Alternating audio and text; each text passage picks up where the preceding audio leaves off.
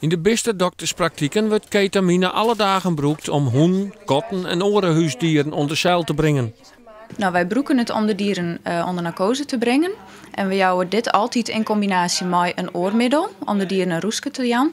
Want als wij alleen nog maar ketamine gebruiken, dan gaan de dieren rollen, hallucineren en in de morren slaan. Dus dat mogen we nooit alleen nog gebruiken. Er moet altijd iets bij om ze een extra roesje te jan.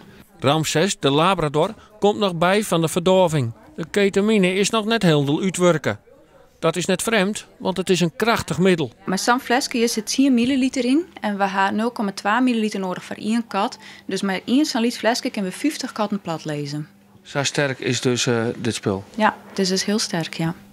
Wils beste dokters vloeibare ketamine in spuitje, broeken jongeren in de kaaspelen het narcosemiddel in poeievorm. Het wordt verkocht voor tussen de 30 en 40 euro per gram. Je doet gekke dingen, je bent van een auto, je hebt geen controle meer over je geestelijke gesteldheid. En ja, men is volle oorzaak maar alle gevaren. Wat voor gevaren dan bij Gelieks? Nou, bij Gelieks, je kan er een sleet in rennen, je kan een dik oprennen, je kan een trap oprennen en naar beneden vallen. De hele controle is voort. 4 rechercheurs werken zo'n paar weken onder een groot drugsonderzoek in Achtkarspelen. Er zijn intussen 4 mensen uit de Harkema en Zuisterveen aanhouden, maar meer arrestaties zullen volgen. Een protte drugsgebruikers binnen 10 jong, onder de 16 jaar. Nou, schrikken dat men al zo jong aan het experimenteren is. En dat de ouders vaak het net in de gaten hebben, maar vaak de omjouwing wel.